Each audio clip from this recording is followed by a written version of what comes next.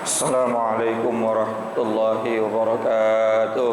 Waalaikumsalam warahmatullahi wabarakatuh. Rabbi bil Mustafa balligh maqasidana waghfir lana ma madha ya wasi'al karami.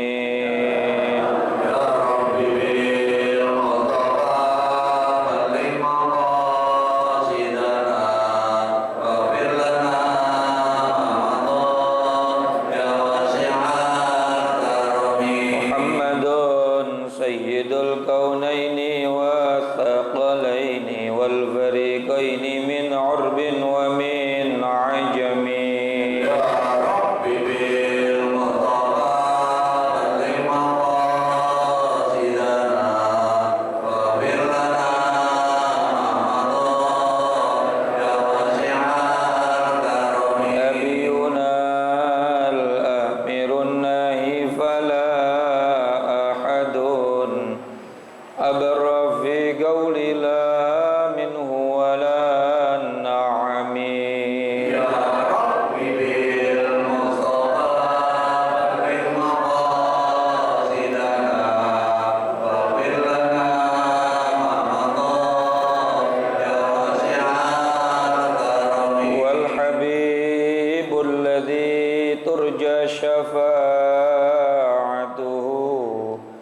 لكل هول من الأهوال مقتحم. يا ربي بالمصطفى بلغ مقاصدنا واغفر لنا ما مضى يا واسع الكرم. اللهم صل وسلم وبارك عليه.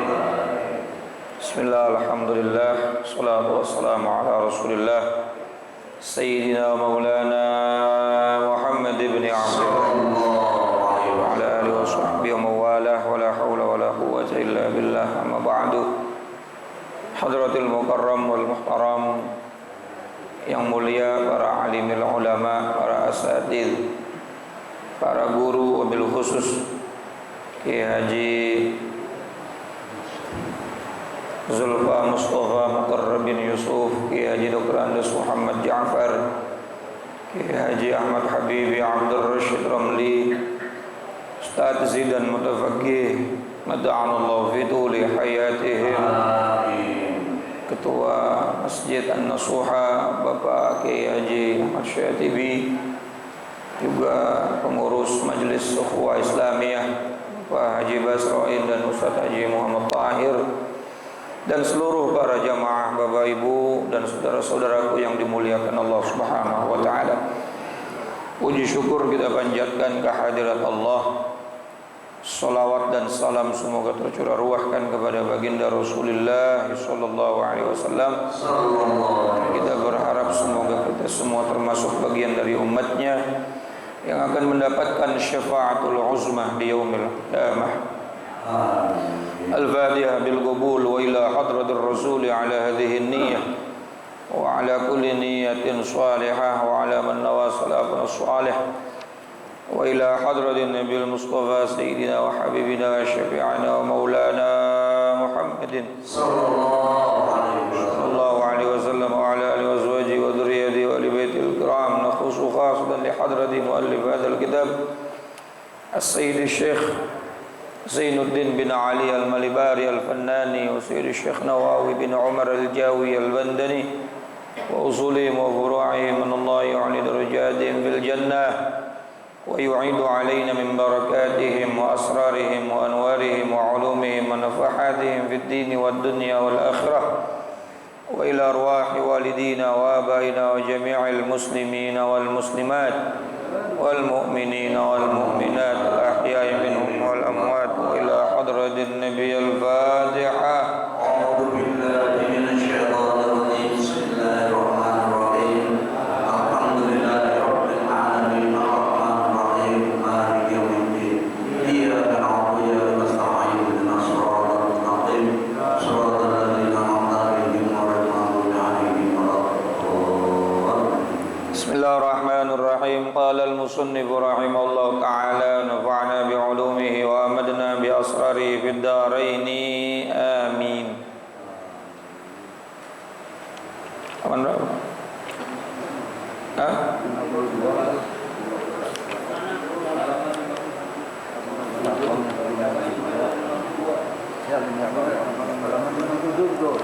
Wasyu'batu tsaniyatu wal khamsuna. Adapun cabang iman yang ke-52, al-amru bil ma'ruf wan nahyu 'anil munkar, adalah diwajibkannya kita untuk saling memerintahkan kepada kebaikan dan mencegah daripada kemungkaran. Qala ta'ala, Allah subhanahu wa ta'ala berfirman, wal takum minkum ummatun yad'una ilal khairi wa ya'muruna bil ma'rufi wa yanhauna 'anil munkar. Wal takun, dan hendaklah ada, minkum, di antara kalian, ummatun, segolongan umat, yad'una ilal khair, yang menyeru kepada kebaikan, wa ya'muruna bil ma'ruf, dan menyuruh kepada yang ma'ruf, wa yanhauna 'anil munkar, dan mencegah dari yang mungkar. Allah subhanahu wa ta'ala memerintahkan kepada kita umatnya Nabi Muhammad harus ada di golongan umat Nabi Muhammad ini orang yang punya karakter seperti ini, yad'una ilal khair, senantiasa menyeru kepada kebaikan, berdakwah. Dan ini bukan cuma tugasnya ustadz, tugasnya mubaligh, tugasnya kiai, tapi menyeru kepada kebaikan ini tugas daripada seluruh umat Islam, sebagaimana perintah dalam ayat ini. Ya'muruna bil ma'ruf, inti daripada dakwah itu adalah menyuruh kita kepada sesama kita untuk senantiasa mengerjakan yang ma'ruf, wa yanhauna 'anil munkar, dan mencegah kita daripada perbuatan-perbuatan yang mungkar. Bahkan minggu yang lalu kita bahas tentang surat Al-Asr, surat Wal Asr, bahwa sesungguhnya manusia itu kalau pengen beruntung, kalau pengen tidak rugi, maka dia lakukan 3 hal dalam surat ini, yaitu alladzina amanu wa amilus shalihat wa tawassaw bil haqqi wa tawassaw bis sabr. Allah sudah berfirman demi masa, Allah sudah bersumpah demi masa, innal insana lafi khusr, sesungguhnya manusia itu dalam keadaan rugi, illal ladzina amanu, kecuali yang tidak akan mendapatkan kerugian adalah orang-orang yang beriman, wa amilus shalihat, dan yang mengerjakan amal soleh, wa tawassaw bil haqqi wa tawassaw bis sabr, dan saling menasihati, mewasiatkan dalam kebenaran dan dalam kesabaran. Beriman saja tidak cukup kecuali disempurnakan dengan amal soleh. Beriman dan amal soleh saja tidak cukup kecuali disempurnakan dengan saling menasih. Betul nggak? Iman dan amal soleh ibadah personal, ibadah pribadi kita. Kita beriman kepada Allah dengan cara yang benar, dengan rukun iman dan ilmu ilman. Lalu kita buktikan iman kita dengan amilus sholihat, dengan berbagai macam amal soleh. Setelah itu ada kewajiban berikutnya, yakni kita wajib untuk saling menasihati, saling mewasiatkan di dalam kebenaran dan kesabaran. Dalam kata lain, amar ma'ruf nahi munkar. Minimal dalam ruang lingkup keluarga kita, anak kita, istri kita. Betul nggak? Masa kita diem aja, ya istri kagak sholat subuh, kita udah sholat, kita udah iman, lalu kita ngelihat istri kita nggak sholat subuh, wajib tawasau bil haqqi ya'muruna bil ma'ruf. Lalu kita ngelihat di dalam keluarga kita ada orang yang bermaksiat, wa tanhauna 'anil munkar. Dalam ruang lingkup yang paling kecil di rumah tangga kita. Karena kalau kita diam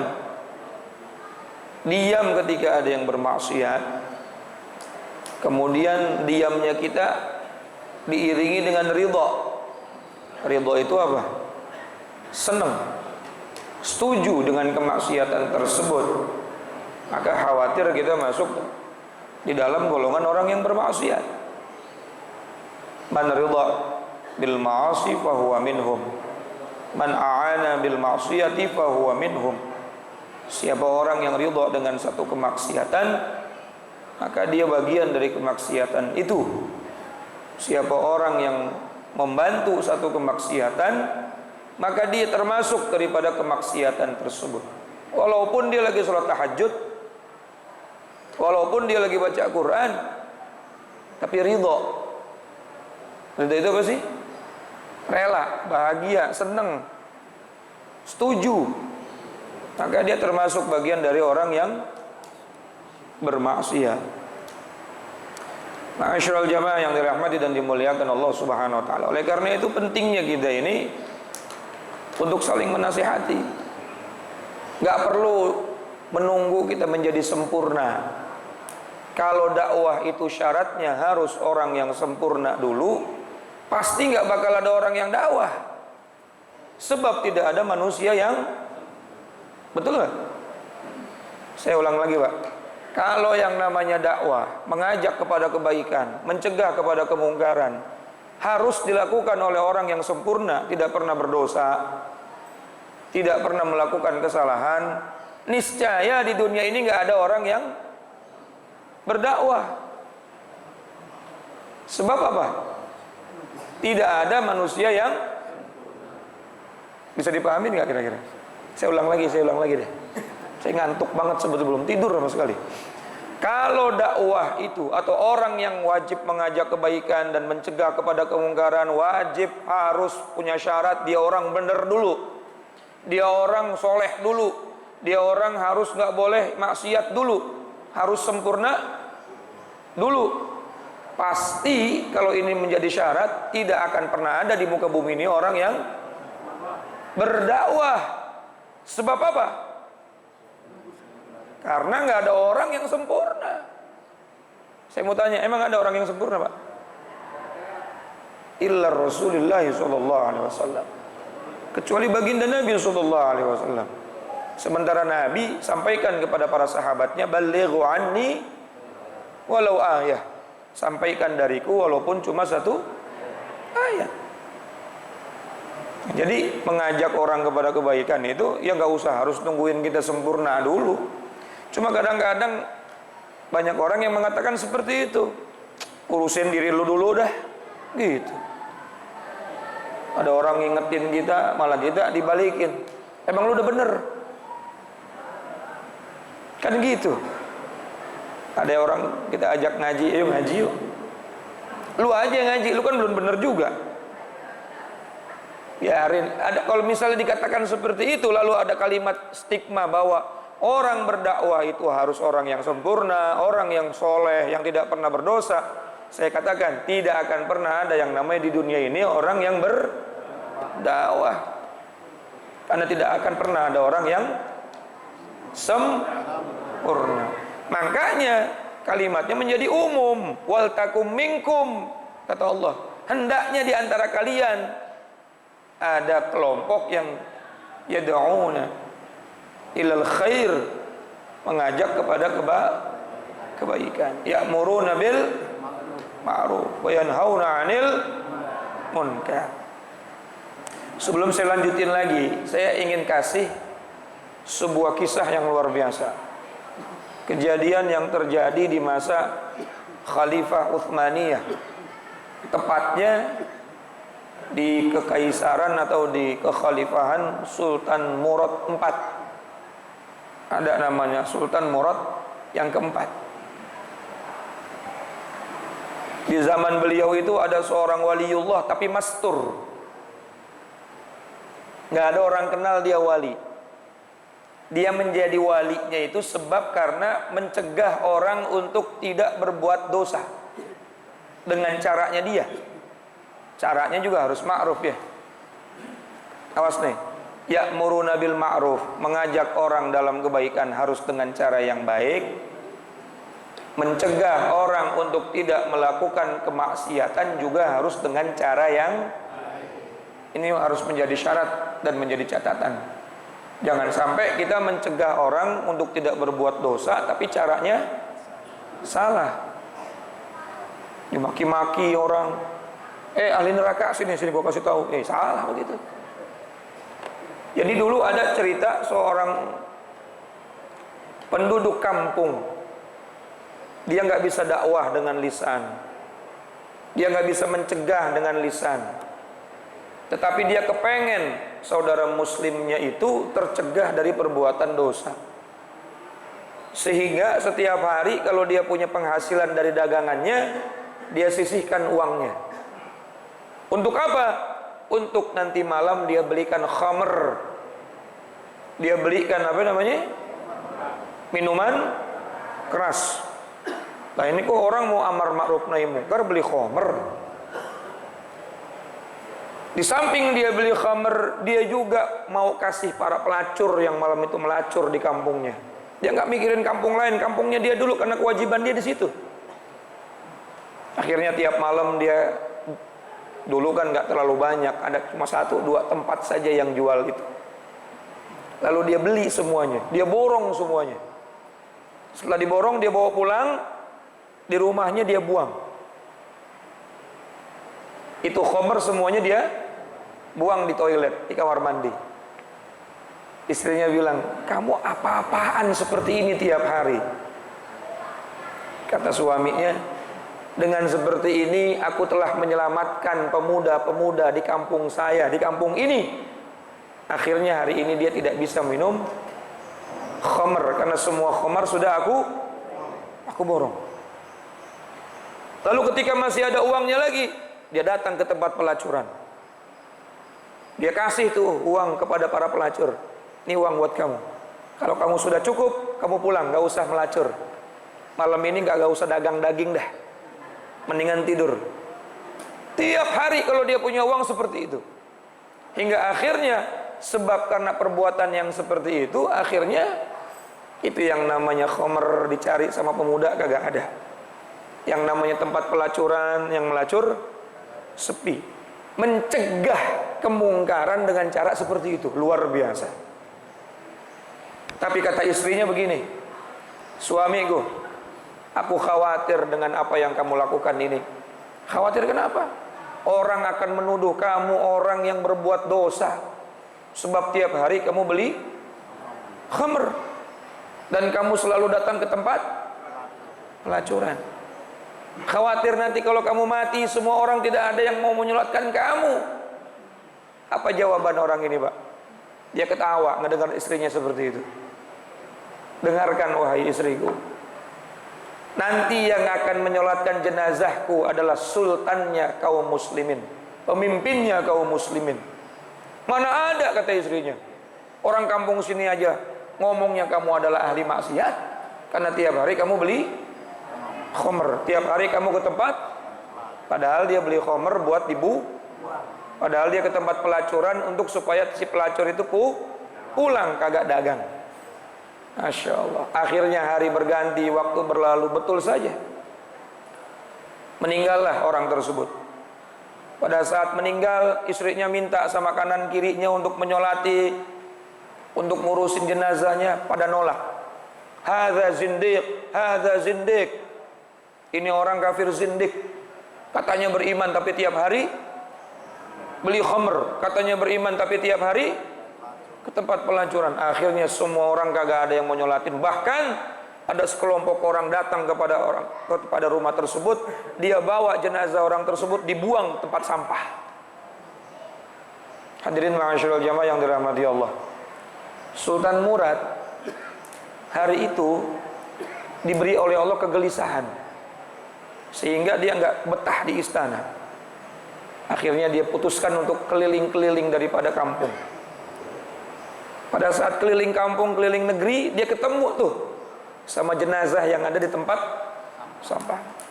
Dia ngomong sama penduduk sekitar, ini kenapa jenazah tidak diurusin? Maka kata orang-orang sekitar, ini adalah orang yang zindik, yang ngaku beriman tapi tiap hari maksiat. Dia beli khomer tiap hari, dia borong khomer tiap hari, dia datang ke tempat pelacuran tiap hari. Masya Allah. Akhirnya, apakah ini orang masih tetap umat Nabi Muhammad, orang Islam? Orang Islam tetapi dia bermaksiat terus. Maka karena sultan, karena dia adalah seorang raja, dia memerintahkan pengawalnya untuk membawa daripada jenazah tersebut untuk dibawa ke rumahnya lagi, ke rumah istrinya, karena dia masih termasuk orang Islam.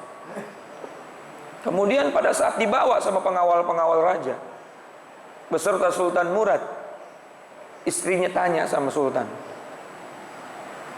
Sultan Murad saat itu lagi infeksi, nggak pakai baju kerajaan, dia pakai baju biasa saja. Siapa engkau yang mau ngurusin suami saya? Orang kampung di sini semuanya pada nggak mau ngurusin suami saya, karena mereka menganggap suami saya ini orang zindik. Zindik itu ya, zindik itu dia beriman, tetapi dia seneng sama maksiat. Dia membenarkan kemaksiatan, itu namanya zindik. Kalau dia bermaksiat tapi hatinya tidak membenarkan maksiat, namanya fasik. Ya, paham nggak kira-kira Pak? Fasik itu orang fasik, orang beriman, maksiat, kemudian hatinya tidak membenarkan kemaksiatannya, itu namanya fasik. Ini ngantuk apa sih? Perasaan yang belum tidur saya ini. Jahit iman, jahit Islam, kemudian dia minum khamr misalnya. Hatinya yakin ini khamr haram, dia cuma lalai saja, namanya fasik. Tapi ketika dia muslim, beriman, lalu dia bermaksiat, lalu mengatakan maksiat ini boleh, enak, siapa bilang haram, maka bukan lagi fasik tapi zindik. Zindik itu di atasnya fasik, ujung-ujungnya bisa munafik, bahkan bisa menjadi kufur, orang yang menghalalkan yang diharamkan oleh Allah. Nah, si orang ini dianggapnya apa? Dianggapnya apa? Kenapa dianggap zindik? Karena tiap hari beli khamr, dianggapnya dia senang dengan kemaksiatan itu, padahal dia beli khamr untuk apa? Untuk dibuang.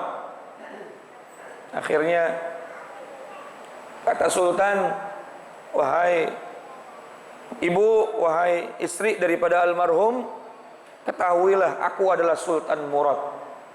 Sultan Murad keempat, pemimpin daripada kaum muslimin di zaman ini, khalifahnya kaum muslimin. Maka si istri pun akhirnya berteriak nangis, wallah, demi Allah, inna zawji wali min awliyaillah, sesungguhnya suamiku adalah wali min awliyaillah. Kenapa ente kok bisa ngomong begitu? Kata Sultan, karena dulu pada saat saya nasihatin bapak, udah nggak usah begini lagi tiap hari beli khamr, beli minuman keras, dibuang dan lain. Nanti kalau bapak mati, orang anggapnya bapak tukang minum khamr, bapak tukang maksiat. Lalu suami saya bilang, biarkan orang menganggap saya ahli maksiat, tapi di hadapan Allah saya adalah orang yang mencegah daripada kemaksiatan. Dan ingatlah istriku, pada saat aku nanti mati, yang akan menyolatkan aku adalah sultannya kaum muslimin. Dan ternyata hari ini terjadi bahwa engkau datang dan menyolatkan suamiku. Subhanallah. Gara-gara tiap hari kerjaannya adalah mencegah orang dari kemungkaran, dengan caranya dia jadi wali dia, Pak. Allahumma sholli ala sayyidina Muhammad. Ini kira-kira paham apa kagak nih? Jadi banyak cara kita untuk cegah kemungkaran, bukan cuma dengan dakwah. Betul nggak? Saya punya guru bahkan sering tuh keliling-keliling. Kalau ada orang yang lagi mangkal, Mas mampir, dia kasih duit 1 juta, 2 juta, pulang ya. Itu juga termasuk mencegah kemungkaran. Paham nggak kira-kira? Termasuk daripada si laki-laki tadi tuh, yang tiap hari dia borongin khamr dengan niat apa? Supaya malam itu pemuda di kampungnya tidak bisa beli khamr. Kesini habis, kesono habis, diborong sama dia. Tapi nama baiknya yang dipertaruhkan. Akhirnya orang kampung bilang dia zindik. Tapi dengan begitu Allah Maha tahu, bodoh amat orang mau menilai apa. Yang pasti dia punya niat supaya orang-orang tercegah dari kemungkaran. Akhirnya dia menjadi waliullah. Subhanallah. Makanya yang namanya amar ma'ruf nahi mungkar itu banyak caranya. Tidak harus menjadi ustaz. Tidak harus menjadi kiai, tidak harus menjadi pendakwah. Mencegah daripada kemungkaran itu banyak caranya. Saya kalau tahun baru Pak bikin tablik akbar. Ya Bapak tahu ya, bikin tablik akbar, rotib kubro, yang hadir bisa 1000, 2000 orang. Kenapa saya bikin Pak? Amanat dari guru saya, Ustaz Hamid bikin tahun baru acara. Kenapa? Karena tahun baru itu banyak orang maksiat. Banyak orang, minimal pada saat ente bikin acara tuh yang mau ke puncak kagak jadi. Ustaz Hamid bikin acara tuh, yang mau ke puncak jadi kagak. Yang tadinya udah mau bakar-bakar jadi kagak. Minimal ente udah mencegah orang yang tadinya mau maksiat malah ikut ngaji. Itu diantara salah satu caranya. Paham kira-kira? Subhanallah. Maka yang namanya amar ma'ruf nahi mungkar itu wajib bagi setiap komponen umat Islam. Tidak harus seorang tadi seperti orang tadi tuh, tiap hari kerjaannya dia beli khamr, dia kasih uang pelacur supaya apa? Malam itu nggak ada lagi orang jual khamr, malam itu nggak ada orang lagi nggak pakai yang namanya gebuk-gebukin, tutup, nggak pakai begitu. Tapi dengan cara yang baik. Ya, paham nggak kira-kira? Masya Allah. Kalau udah paham udah ya. Kalau udah paham udah cukup aja sampai sini. Oleh karena itu jangan sampai kita putus asa daripada menjadi diri kita orang yang bisa mencegah daripada bisa dengan berbagai macam cara kita, Pak. Bisa. Apalagi di rumah tangga kita kuasa untuk membuat istri kita melaksanakan kebaikan, untuk membuat istri dan anak-anak kita untuk tercegah dari kemungkaran. Kita bisa menyuruh mereka, kita bisa nasihatin mereka, atau dengan cara-cara yang lain.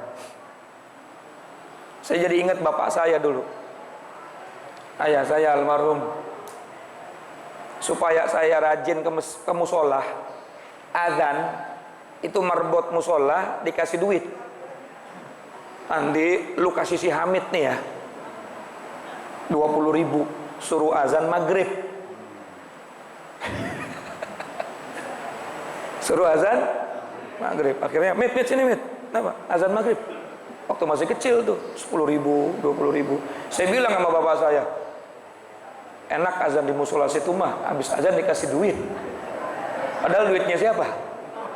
Lah itu kan cara juga amar ma'ruf. Kalau kamu sholat, azan. Ada yang mau, ada yang kagak. Apalagi kalau bapaknya nyuruh tapi masih di depan TV aja. Orang disuruh ke musola anaknya, dianya lototin TV, ya bagaimana anaknya mau? Tapi banyak strategi, cara-cara. Betul? Masya Allah. Oleh karena itu mudah-mudahan kita juga termasuk orang-orang yang dalam bagian ya'muruna bil ma'ruf wa yanhauna 'anil munkar, tapi dengan cara yang baik. Strateginya silahkan, yang penting strategi itu tidak bertentangan dengan syariat.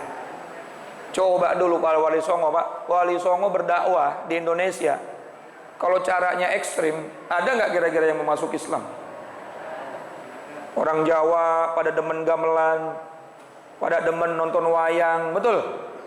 Akhirnya Sunan Bonang, Sunan Kalijaga juga belajar ngedalang, belajar gamelan.